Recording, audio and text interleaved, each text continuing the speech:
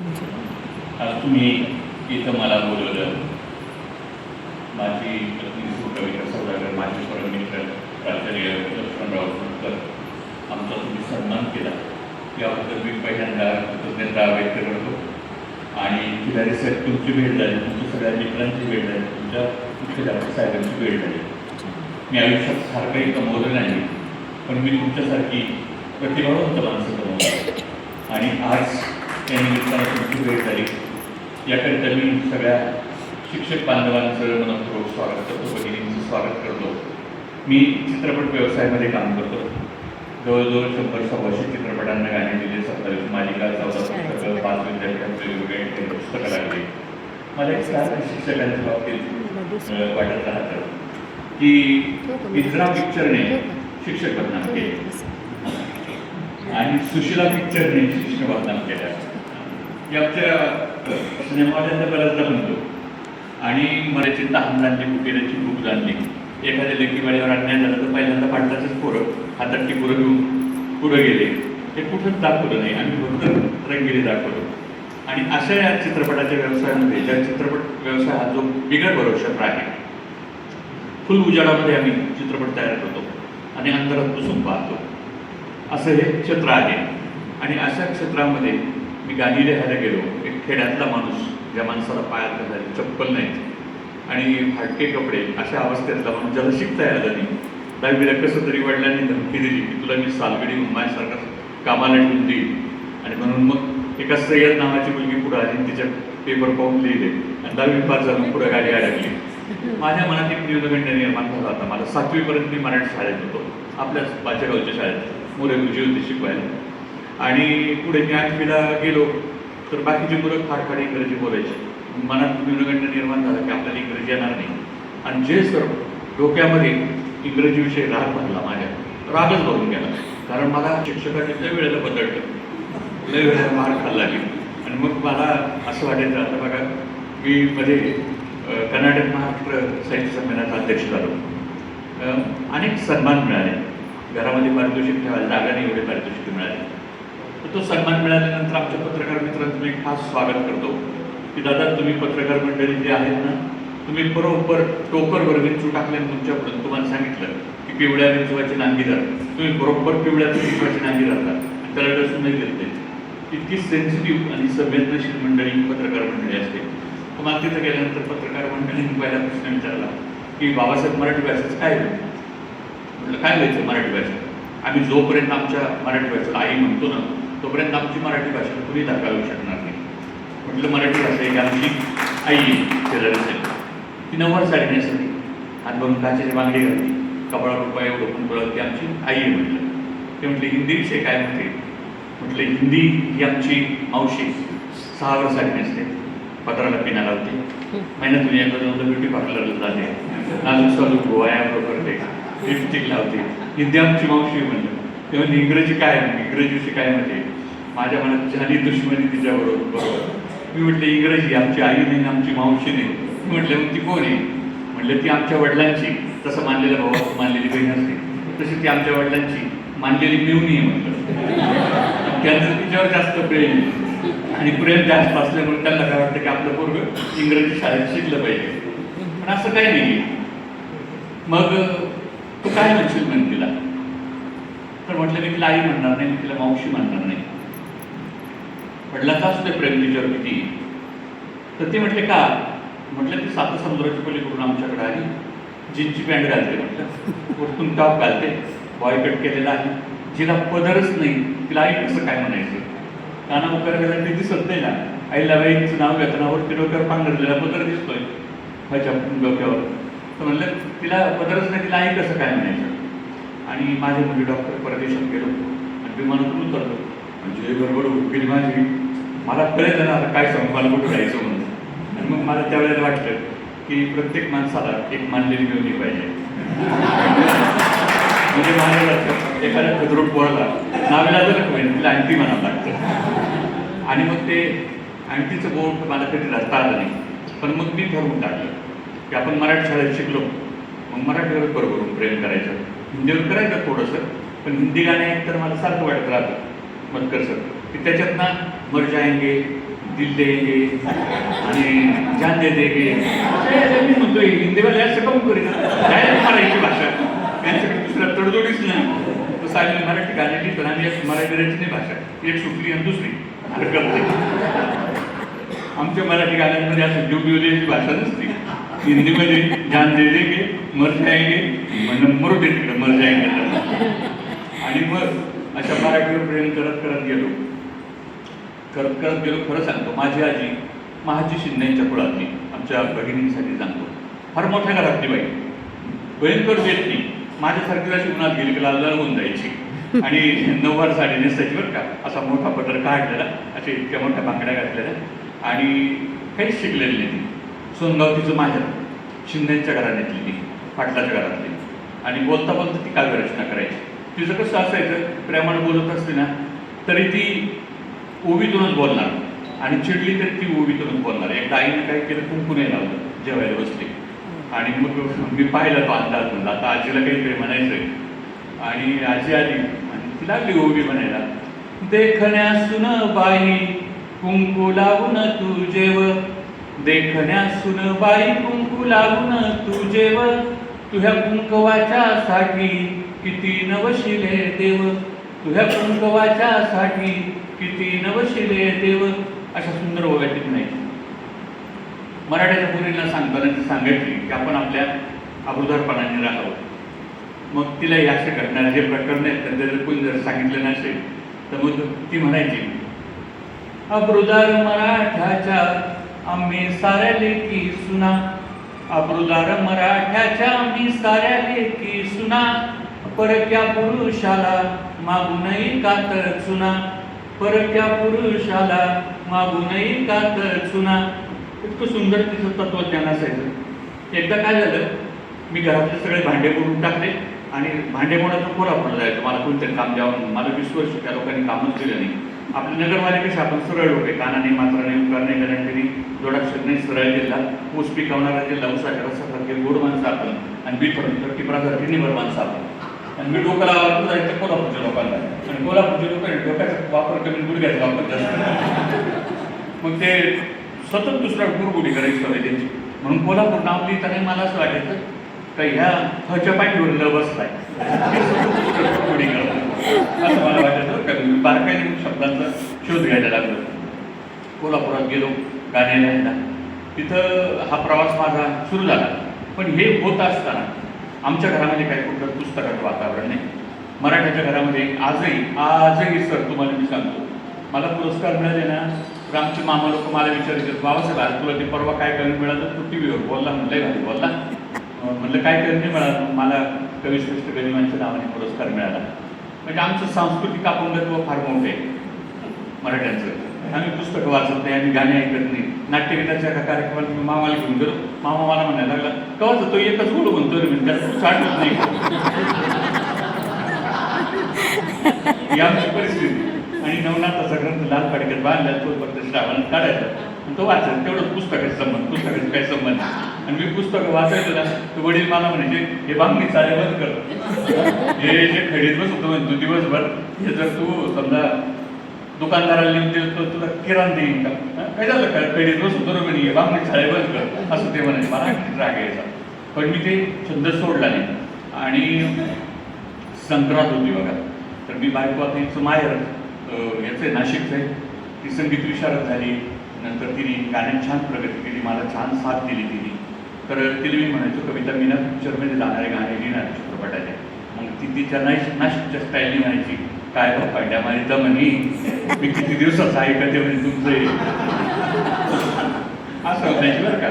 आणि बरं काय झालं, संक्रांतीचा दिवस होता आणि मला यशवंत बालकरांचा फोन आला की बाबासाहेब तुला एका चित्रपटात मी काम देतो, तुला जर गाणे लिहिता नाही आले तर मी तुला तसं मागं पाठवून देईन. म्हणलं बरं ठीक आहे. हिला मी लाडी ओढलं, मी म्हणलं कविता हवं मला कोल्हापूरला आहे. ती म्हणली आता माझ्यापेक्षा काहीच नाही, माझं लक्ष घेत तिच्या गळ्याकडं. तिच्या गळ्यात एक डोरलं होतं सोन्याचं. मी म्हणलं ते गळ्यातलं डोरलं ना काढून. मग तिने काय केलं, मला म्हटली घ्या त्याची गाठण सोडून. मी खूप प्रयत्न केले, गाठण सुटलीच नाही, अजूनही सुटलीच नाही. आणि मग मी काय केलं करतं नाही काही. मग मी चाकू घेतला, ते कापलं बरं का, सोनाराकडे मोडलं, बाकीचे पैसे तिला दिले, प्रवास तेच घेतले सर, गेलो कोल्हापूरमध्ये. म्हणलं आता परत एकदा आपण डोक्यात डोकं लावून बघूया कोल्हापूरवाल्यांच्या. तिथं गेलो आणि मला त्यांनी सांगितलं, ते आलेले होते डायरेक्टर वगैरे आलेले. आता सिनेमातले लोक आहेत ना, हे फार त्यांचं पिक्चर करूच तर ते फार माझं कल्पना करतात आणि फार नशा असते त्यांना. ते म्हणले हो ते बोलावं म्हणे, तुमचं तर कोण गीतकार आलं ना त्याला बोलावं म्हणे गाण्याला.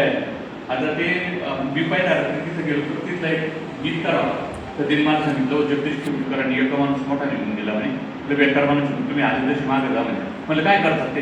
म्हणजे ते गाणं पाहतात म्हणे आणि फाडून त्या गीतकाराच्या तोंडावर फेकतात म्हणे.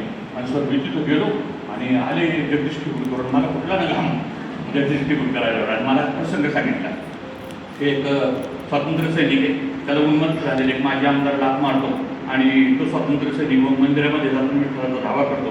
आणि त्या चित्रपटातली नायिका जी आहे ऐश्वर्या नागरी, तुम्ही तो चित्रपट पाहिला आहे सत्ताधीश नावाचा, तर तिला बंदी खाण्यात टाकलं जातं, तिच्या नवऱ्याचा खून होतो, मुलांना पळून दिलेला आहे. आणि मग तो स्वातंत्र्य सैनिक विठ्ठलाच्या मंदिरात जाऊन अभंग सुरू होतो. त्यावेळेला मला एक अभंग लिहून द्या म्हणे, नको देवराया अंता तो प्राण हा सर्वथा जाऊ काय असा. मी म्हटलं ते मीटर नको वापरायला. तर मग मी परत आजीचं स्मरण केलं बरं का. आमच्या आजीनं अशी बोलता बोलता ज्या काव्य रचना करायची ना त्याच मीटरमध्ये, तर ती त्या दिवशी पहाटे मी तिच्या ओव्या वाचल्या जातात. एक ओवी अशी त्याच्यात, द्वाडगरीच ऊन कर्तव्याकुळ पराण, येळ वाईट म्हणून सुरव्या चंद्राला गिराण, नको डगमगू लेखा नको सोडू वही वाट, राती काळोखाच्या पाठी देव जोडीतो पहाट. हे तिचं जे मीटर होतं, या मीटरमध्येच त्यांनी तो सांगितलेला अभंग लिहिला. नीतिमत्तेची ही गाथा चंद्रभागेत उडाली, तुझ्या वाचून आम्हाला आता कुणी नाही वाली, विटेवरून ये खाली देवा होरे आता जागा, धाव पांडुरंगा आता धाव पांडुरंगा, डोळे असून का देवा असा झालास आंधळा, पाण्या वाचून जळतो रोज सावताचा मळा, कंस बसले आसनी मुखाकार श्रीरंगा, धाव पांडुरंगा आता धाव पांडुरंगा. असं सुंदर 3 अंतराचं गाणं लिहिलं घेऊन आलो. ते म्हटले ज्या जगदीश टिळकरांच्या हातात. मला आणखीन घाम फुटला, तुम्हाला काढला घाम खुश होतं आणि दिलं ते टिळकरांच्या हातात. खरं सांगतो मोठी माणसं बरोबर मोठी असतात. जगदीश टिळकर उभे राहिले, देवीच्या समोरच्या मोगऱ्याच्या फुलांची उंजळी दिली, माझ्या उंजळीत टाकली, मला अशी गळा भेट दिली. म्हटले बा दे या पोराला काम. अरे मला माझ्या गादीचा वारसदार मिळाला. समुद्राच्या तळात जाऊन मोठी आणि पहिला अभंग लिहिला सुरुवात झाली माझी. तिथून जे सुरुवात झाली मग आता मी सगळ्या प्रकारची गाणी लिहिलो. मध्ये एक माझं एक पिक्चरमध्ये आत्ता कुबलचं एक पिक्चर होतं बघा, नातं मामा भाचीचं नावाचं. तर त्याच्यात शिक्षिकेची प्रतिमा फार सुंदर दाखवलेली होती. तर त्याच्यासाठी एक मी गाणं लिहिलेलं पहिल्यांदा. मी तुमच्या या सुंदर अशा शिक्षण संस्थेला या शाळेला अर्पण करतो की साहेब आणि मुख्याध्यापक तुम्हाला फार मी धन्यवाद देतो की तुम्ही मला फार सुंदर शाळेत आणलं. इथं इतकी सुंदर शाळा असू शकते हे माझ्यासारखा माणूस आता महाराष्ट्रावर सांगत फिरेल. आणि ते जे गाणं त्याच्यासाठी मी लिहिलं होतं की बघा वरती होतं एक साधू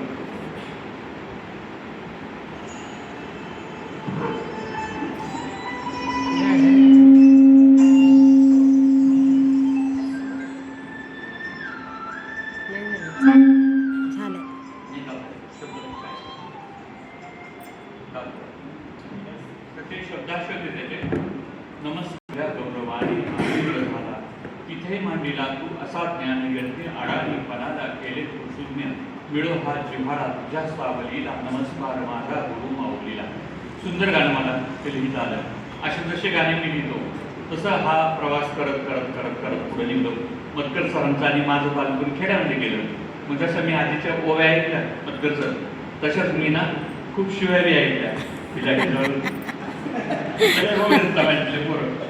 आणि मग बोलते काय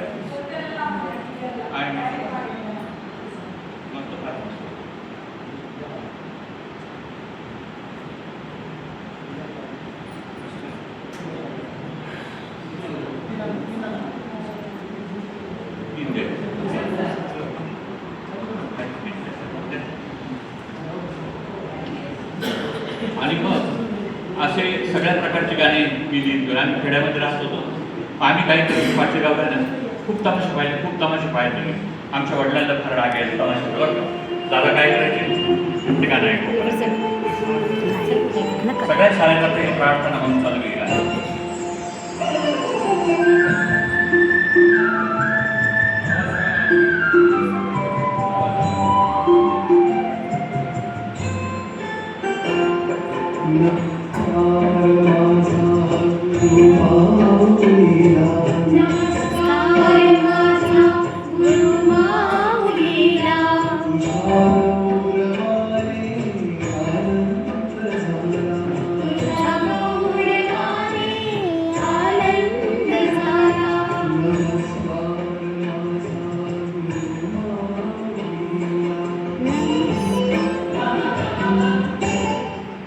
सुंदर सुंदर गाणी या महाराष्ट्राला देता आली त्याच्या पाठीमागचं कारण असं आहे, जशी मला माझी आजी भेटली त्यानंतर मी बहिणाबाई चौधरी ऐकायला वाचायला लागलो अभ्यासक्रमामध्ये. तर बघा, बहिणाबाई चौधरी नात्याचा अर्थ किती सुंदर सांगते. माय माय म्हणताना ओठाला ओठ लागल्याशिवाय माय शब्द बाहेर पडत नाही, तुम्ही म्हणून पहा. माय म्हणताना 2 ओठ जवळ येतात. त्याच्या विरुद्ध जिजी जिजी म्हणताना ओठाला ओठ लागत नाही. आणि आत्या, आपल्यामध्ये पद्धत आहे भावाची लेक भाची सून करून आणायची, मग तिला ती सासूबाई म्हणत नाही मालिकेतल्यासारखं, तर ती आत्या म्हणते. आत्या म्हणतात जिभेला निवारा होतो आणि सासू म्हणताना तोंडातून वारा निघून जातो. किती सुंदर अर्थ 4 थोडीत बहिणाबाई सांगते बघा. ती म्हणते, माय माय म्हणताना ओठ ओठाला गी भिडे, जिजी जिजी म्हणताना किती अंतर पडे, आत्या आत्या म्हणताना होतो जिभेला निवारा, सासू सासू म्हणताना जातो तोंडातून वारा. आणि हे ऐकत गेलो. आणि पाचगावला जसे मी खूप तमाशे पाहिले ना सर, तसंच महाल्याच्या खात्यावर तिथं एक माणूस आला होता सालगडी म्हणून कामाला. तर तो ना फार सुंदर पेटी वाजवायचा, बासरी फार सुंदर वाजवायचा. आणि एक दिवस गेला तो पुण्याला आणि एका बाईला घेऊन आला. येताना आल्यानंतर आमचे वडील म्हटले, नाही बाबा, माझ्या इथं शेती खात्यावर मी अशा लपडे लोकांना ठेवणार नाही. आई म्हटली, राहू दे म्हणे. त्या माणसात पेटी वाजवली तिने पाहिली होती. आई आमची कलासक्त होती. तिला माझ्याकडून एक रेडिओ आणला होता. सकाळी 6 ते 10 मिनिटात ती रेडिओ चालू करायची. कलासक्त भाव होती. ती म्हटली राहू द्यावं त्यांना. आणि त्या बाईला त्यांनी आईने गाणे म्हणायला लावले. तर ती फार सुंदर गाणी, तिचा आवाज एवढा गोड होता त्या बाईचा. मग काय व्हायचं, शेतामध्ये कामाला जायचं. ते कामाला गेलं का कापूस वेचायला. कापूस वेचताना बाकीच्या बायांचं 20-20, 22-22 किलो कापूस वेचून व्हायचा. आणि त्या बाई काय ते तमाशात काम करीत होती, तमाशातली बाई. आणि तिला काय ते येत नव्हतं ते काम कुठलं. मग ती बाई काय करायची, सगळ्यांच्या मागं पडायची. 3 किलो 4 किलो कापूस सुद्धा सरतीचा होत नव्हता. तिला खुरपायला लागलं, तिला खुरपता येत नव्हतं. मग आमची आई काय करायची, तिला गाणे म्हणायला लावायची. आणि माझा काय कार्यक्रम काय असायचा, शाळेतून आलं रे आलं तर दप्तर फेकून द्यायचं आणि त्या बाईचं गाणं ऐकायला जायचं. मग ती बाई पडायची, पिकात उभी राहिली ना, तर मग ते मस्तपैकी आपल्या राजपूत बायका नसतात ना, 90 साड्या, तशा 90 साड्या नसलेल्या असायची. त्याच्यावर जुलजुलते काठ सगळे, असा डॉक्टर अर्ध्या डॉक्टर पांघरलेला पदर. आणि मग तिची ती स्टाईल त्या बाईची, जसं काय ती हार्मोनियम जवळ उभी राहून ती लावण्या म्हणते. तुझ्या साधाकरच्या सुंदर लावण्या म्हणायची. मग तिच्या त्या लावण्या मी ऐकलेल्या. मग तिचं ते जे मीटर मी सगळं बहुतेक एक लावणी ऐकलेली होती, आध्यात्मिक लावणी ती. ती अशी, उलट्या झाल्या कुलट्या रांडा मग कोठला मालपुआ, अगं पाट बसाया ताट रुपयाचे ताट त्यामध्ये दूध खावा. असे सगळे जे मीटर मी ऐकले, वेगळे मीटर. आणि ते मीटर माझ्या डोक्यामध्ये भेटत गेले. आणि मग मी कविता लिहायला लागलो, निसर्ग कविता. मग तिच्याच मीटरमध्ये मी निसर्ग कविता लिहायला लागलो. तर निसर्ग कविता पौष महिन्यातलं वर्णन मी करतोय. तर मग मी कसं लिहितो, पौषातली जी सुवी आहे आपल्याकडची, तर त्याचं वर्णन मी असं करायचो. सोन पाखर आली पिकावर पौष पिवळे ऊन पडे, हळू शेंदग पाली साजनी खळखळ करती तुझे चुडे, पदरावरती फुले मोहरी हळद फुलांचा बहर गळे, निळ्या धुळीची शाल पांघरून ऊन नेसले रानमळे, जवस फुलावर आभाळ सांडल लाल झुलत कसे राजगिरा, नजर पुरेना उभ्या शिवारी अशी जवारी आली भरा, पोहऱ्याने पाणी हिंदळून ओले झाले काठकडे, विहिरीच्या या निळ्या पाण्यानं भरव तुझे लालकडे, सोन पाखर आली पिकावर पौष पिवळे ऊन पडे. अशा सगळ्या कविता मी लिहायला लागलो. सुंदर निसर्ग कविता लिहायचो. पहाटेचं वर्णन मी करतोय, तर ते पहाटेचं वर्णन मी करायचो की पहाट बवळ्या कुसुंब वेळी हिम हिवाळा उतरून आला, नक्षत्रांच्या क्षितिजावरती कलम धुक्याचा निळसर शेला, ढवळ्या पिवळ्या माळा लेऊन नभात निघते सोन पालखी, गगन जाईच्या बहर तरुवर उतरू येते हलकी हलकी, बगड्यांचा तो थवा थांबतो शेंदूर भरल्या बंधाऱ्याला, पहाट कवळ्या कुसुंब वेळी भीम हिवाळा उतरून आला नक्षत्रांच्या क्षितिजावरती तलमधुक्याचा निळसरलेला. असं मी ते सगळं लिहायला लागलो. आणि मग हे सगळे संस्कार माझ्यामध्ये होते ते मला तिकडं चित्रपटाला वापरायला उपयोगी पडले. आता चित्रपटाला मी ज्या वेळेला गाणे लिहायला जायला लागलो, माझं पहिलं गाणं झालं, दुसरं गाणं झालं, तिसरं गाणं झालं, शासनाचे पारितोषिकं मिळाले, अनेक पारितोषिक मला मिळाले, अनेक कविता संग्रह माझे आले, अनेक कादंबऱ्या आल्या. आणि हा सगळा प्रवास सुरू झाल्यानंतर इथलं सिनेमा धंद्यातलं कसं असतं माहिती का, तिथं मागणी तसा पुरवठा गाणं लिहावं लागतं. ते म्हणतात की बाबासाहेब एकानं ऐकायचं नाही, तिथं प्रेम जुळले गाणे लिहा, तेवढेच पैसे मिळतात मला. त्यांचं प्रेम चुकलं, त्यांचं वाटोळं झालं, त्याच्यावरचं गाणं लिहा, तेवढेच पैसे मिळतात मला. अभंग लिहा, तेवढेच पैसे मिळतात मला. लावणी लिहा, तेवढेच पैसे मिळतात. देशभक्त गीत लिहा, तेवढेच पैसे मिळतात. आणि मी सगळे प्रकारे लिहायला लागलो. त्याचं कारण असं झालं की हे सगळे लोकगीतं मी ऐकत गेलो. दादा मी मगाशी तुम्हाला म्हणतो, मग तुम्हाला ऐकायला यायचं, तर त्याच्या पाठीमागं माझा स्वार्थ असतो, खूप खजिना असतो त्याच्यामध्ये, खूप खजिना. आणि मग असं मी सगळं करायला लागलो. आत्ता परवाचीच गोष्ट सांगतो तुम्हाला. परवा मला एक कोणाला मला म्हटले की बाबासाहेब मी एक लव सॉंग आम्हाला लिहून पाहिजे. म्हटलं बरं ठीक, कसं पाहिजे? तर ते म्हणे त्या नायकाचं नायिकेचं प्रेम जुळलेलं आहे आणि ती आंघोळ करून ती समुद्रामधून तिला आम्ही असे पांढरे कपडे द्यायला आणि ते सगळं गाण्यात आलं पाहिजे म्हणे. मी म्हटलं अरे ते कशाला गाण्यात आणायचं? नाही म्हणते सगळं गाण्यात आलं पाहिजे. बरं म्हटलं ठीक आहे. मग मला म्हटलं किती दिवस लागतील तुम्हाला गाणं लिहायला? मला गाणं लिहायला काय फार वेळ नाही लागत सर. त्याच्यामुळे ना मला जसे ओव्या येतात आणि माझे सुंदर सुंदर ओव्या ऐकून आमच्या कवी लोकांच्या पोटात दुखायला लागतं. मग मी त्यांना ओवा सुद्धा देतो बरं का. आणि मग त्यांना म्हटलं देतो मी तुम्हाला गाणं लिहून.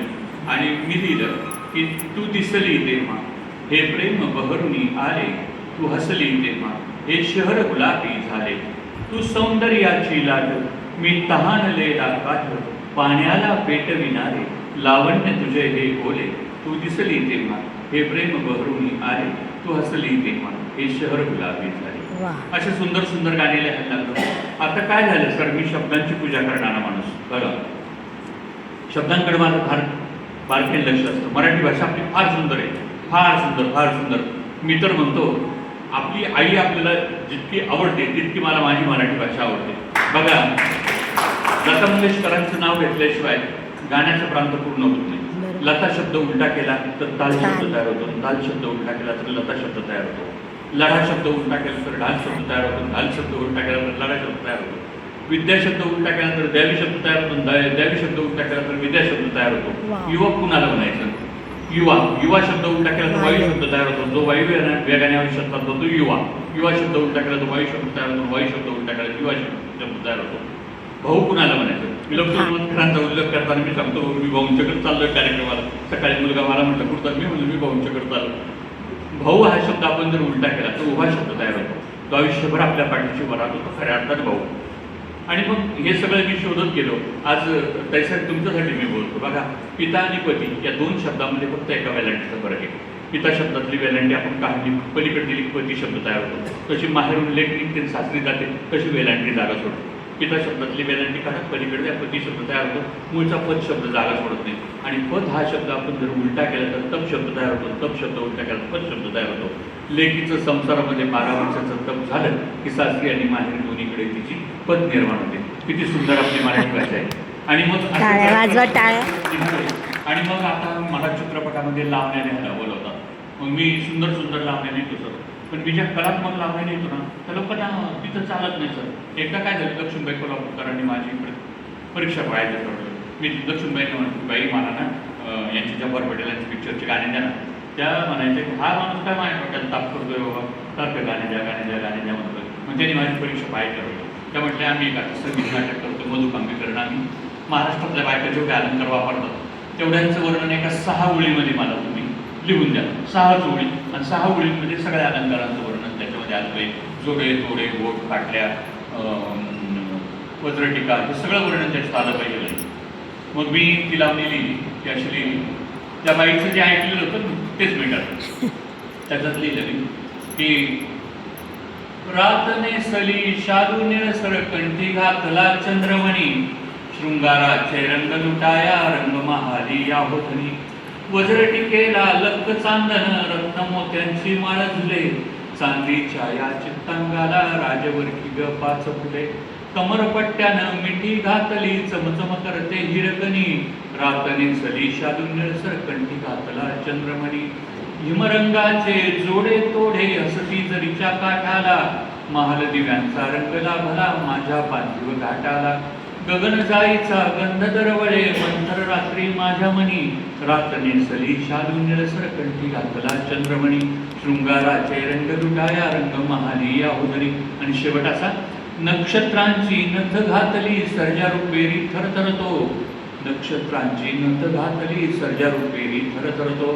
तुम्ही राजसा पुतळ्या चढविता काटा अंगावर सरसरतो, गोठ पाटल्या किणकिण करती देहाची या जळत धुनी, रात नेसली शालू निळसर कंठी घातला चंद्रमणी. शृंगाराचे रंग लुटाया रंग महाली या होदणी. गाणं बाईंना दिलं आणि बाई एवढे ते भाग्यवंत क्षण मला मिळाले. आता अनेक चित्रपटामध्ये मी भन्नाट लावण्या लिहितो बघा. एक आता माझी लावणी आता परवा रेकॉर्डिंग होणार आहे, तर ती लावणी अशी निसर्गाचं सगळं वर्णन, त्याचं सुंदर वर्णन. ती अशी, हिवाळ्यातल निळ चांदण आज सुगंधी करा, नव्हाळीतला गरम हुरडा देते तुला पाखरा. कुसुमाघाची पडली थंडी, पिवळ पक्षाच्या आल्या झुंडी, वटवाऱ्याचे चुंबन घेता काटा पुढे सरसरा. हिवाळ्यातलं निळ चांदण आज सुगंधी करा, नव्हाळीतला गरम हुरडा देते तुला पाखरा. पुढचा अंतरा बघा, तिने पिवळा गजरा बांधलेला आहे आंबाड्याला. आंबाड्याचा पिवळा गजरा सूर्यफुला परी दिशे साजिरा, आंबाड्याचा पिवळा गजरा सूर्यफुला परी दिशे साजिरा. माने खाली हात घालूनी हळूच उचलून धरा, हिवाळ्यातलं निळ चांदण आज सुगंधी करा, नव्हाळीतला गरम हुरडा देते तुला पाखरा. अशा सुंदर लावण्या. पण चित्रपटात तसं होत ते तसं घेत नाहीत आपल्याकडून. एक चित्रपट मी आता शेवटच्या टप्प्याकडे जातो आहे. तुम्ही बोर झाले का? नाही ना. तर बघा, एक चित्रपट मी करीत होतो, त्याचं नाव होतं चंद्रपूरची देवी महाकाली. आणि त्या चित्रपटाचे गाणे लिहायला मी गेलो तिथं. आता तुम्ही फेटा बांधला म्हणून मला ते गाणं आठवलं सरच्या फेट्यामुळं.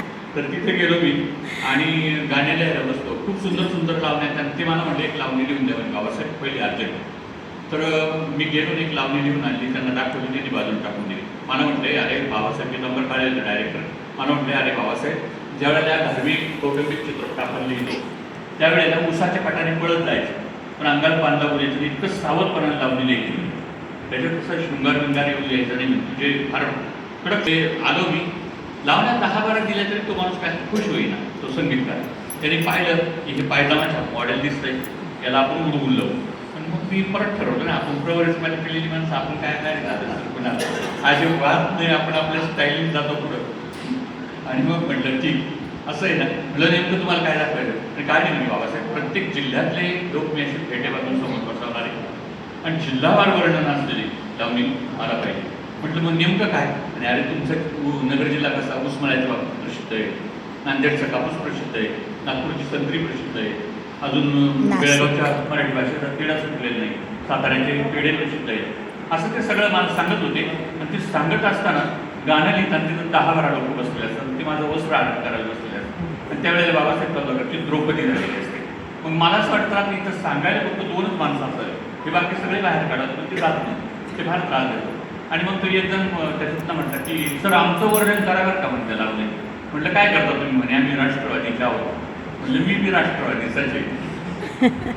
त्यांच्या हातात असं मोठं घड्याळ होतं. ते म्हटले आमचं घड्याळाचं वर्णन त्याच्यात आलं पाहिजे राष्ट्रवादीचं. अरे यार म्हटलं पिक्चर चाललंय, हे लोक आपल्याला सांगतात काय. दुसऱ्या 2 जण होते, ते प्रोड्युसर आले खाली. ते म्हटले बाबासाहेब माझं जरा हटके वर्णन करा. म्हटलं काय तुम्ही नागपूरचे काय पळशाचं वर्णन करू का? नाही चंद्रपूरचा होता तो. म्हटलं पळशाचं वर्णन करू का? नाही जरा हटके वर्णन करा.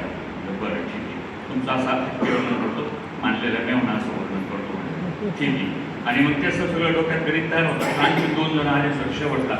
ते म्हटले सर आमचं बी वर्णन करा बरं का. तुम्ही काय करता? म्हणे आम्ही प्रोड्युसरचे मित्र आहे. म्हटलं काय करता तुम्ही? म्हणे आम्ही हवालेत आम्हाला मुंबईला. अरे यार म्हणजे आपल्याला केलं.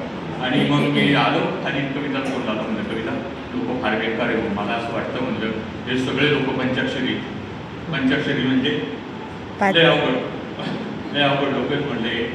आणि ती म्हटली अहो काही करा, आता दिवाळी आली, तुम्ही नोकरी सोडली पैसे आपल्याला पाहिजे, ते काम पूर्ण करा म्हणे.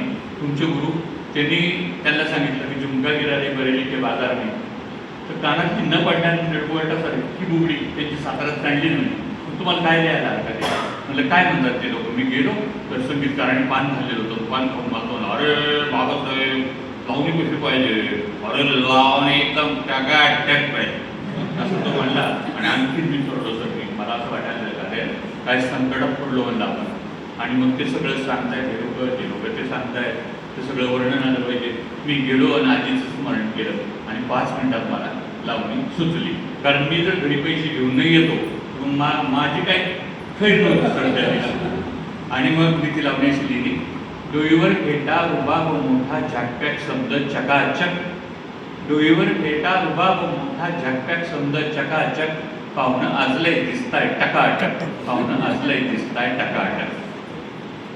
उसाच्या नोटा नैयाला तोटा नगर वाला दिसतोय ग, उसाच्या नोटा नैयाला तोटा नगर वाला दिसतोय ग, एक उनसंत्रीन जसा काय मंत्री नागपूर वाला हसतोय ग, नांदेडचा कापूस कोकणचा हापूस फुलके मारतोय फकाफक, पाहुणं आजलाय दिसताय टकाटक. मुंबईचा नंतरचा दुसरा अंतरा लिहिला की नाशिकची वाईन लय लय फाईन, नाशिकची वाईन लय लय फाईन, खानदेशी पाटील भुललाय ग, सातारी पेढा बेळगावी जिडा, कोल्हापुरी पैलवान फुललाय ग. चंद्रपुरी पाहुणा मानलेला मेवना, चंद्रपुरी पाहुणा मानलेला मेवना, नोटा सोडतोय सकाळसक, पाहुणा आजलंय दिसताय टकाटक, पाहुणा आजलंय दिसताय टकाटक. आणि शेवटचा अंतर 4 शहाण्यांच्या मनावर लिहिला. त्याच्यात लिहिलं की मुंबईचा पुली झाला माझा वाली, मुंबईचा पुली झाला माझा वाली, पुण्याचा भामटा आलाय ग, हातात घड्याळ गळ्यात रुमाल, गुंठा मंत्री झालाय ग, शिवाचा राया लावून माया दारावर करतोय ठकाटक, पाहुणं आजलंय दिसताय टकाटक, पाहुणं हसलंय दिसताय टकाटक. असे सगळे प्रयोग करत करत करत करत इथपर्यंत आज आलो. आज मला खूप बरं वाटलं, तुम्ही सगळे मला भेटले, माझा आमचा सन्मान केला. समाजामध्ये हार घालणारे फार कमी भेटतात, प्रहार करणारे जास्त भेटतात, तुच्छ देणारे कमी भेटतात, तुच्छ लेखणारे जास्त भेटतात. बघा, एक यशाचा हार गळ्यात पडायचा असेल तर अपयशाचे हजारो प्रहार पाठीवर झेलावे लागतात. असे प्रहार झेलत झेलत झेलत झेलत झेलत इथपर्यंत आलो. आणि माझ्या माय मराठीनं मला जीव लावला. माझ्या जर समजा आमच्या घरामध्ये गाणं नसतं तर आमच्या आयुष्याचं रडगाणं झालं असतं. माझ्या बायकोने संगीत विशारद झाली, हजारो प्रयोग तिने महाराष्ट्रभर केले, 60-65 कलाकार तिने घडवले. आणि माझ्यासारखा देवाला सोडलेला म्हणून तोही तिने सांभाळला. असा प्रवास करीत करीत आम्ही इथपर्यंत आलो. तुम्ही आमचा आज सन्मान केला. फक्त आज सरांनी मला विचारलं नाही सकाळी, बाकी मला लोक विचारत नसत, बाबासाहेब तुमची काय व्यवस्था करायची, म्हणजे तुमचा कुठला ब्रँड आहे. अरे जो माणूस कोरोनाची उडी पिऊन आला त्याला तुम्ही कुठल्या ब्रँडचा पाहणार. 3 गोष्टी माणसाच्या आयुष्याला नशा देतात, गद्य, पद्य आणि मद्य. मद्याची नशा केली की माणूस उलटा होतो, आणि जो माणूस गद्याची आणि पद्याची नशा करतो त्याच्या आयुष्यामध्ये नशा शब्द उलटा होतो आणि निर्माण होते ती शान. अशी शान माझ्या आयुष्यामध्ये त्या गाण्यांनी निर्माण केली. आज तुम्ही इथं बोलवलं, सगळे प्रतिभावंत माझ्या समोर तुम्ही मला भेटले म्हणून मला फार आनंद झाला. आणि सुंदर सुंदर कविता यांनी मला तुमच्याशी संवाद साधता आला, याबद्दल मी तुम्हाला धन्यवाद देतो. आणि 4 ओळी सर, तुमचं माझं तर नातं आहे, पण केलारी साहेब तुमचं माझंही कुठल्या तरी जन्मातलं नातं असावं म्हणून तुमच्या लाईनमध्ये मला बसता आला. या 4 ओळी तुम्हाला पाहून करून मी थांबतो. भलेपणाच्या उपकाराचे कसे मानू मी तुमचे आभार, भलेपणाच्या उपकाराचे कसे मानू मी तुमचे आभार, दरवळणाऱ्या चंद्रफुलांचा आभाळ आला झाला आभार. कुठलं नातं तुमचं नि माझं जिव्हाळ्याचं की, कुठलं नातं तुमचं नि माझं जिव्हाळ्याचं की रक्ताचं, असेल तेही कुठल्या जन्मी देव आणखी भक्ताचं, अंधारातून दिसू दे वाटा दया घनाने तुझा आधार, भलेपणाच्या उपकाराचे कसे म्हणून मी तुमचे आभार, दरवळणाऱ्या चंद्रफुलांचा आभाळ आला झाला आभार. खूप खूप शुभेच्छा. जय जिजाऊ, जय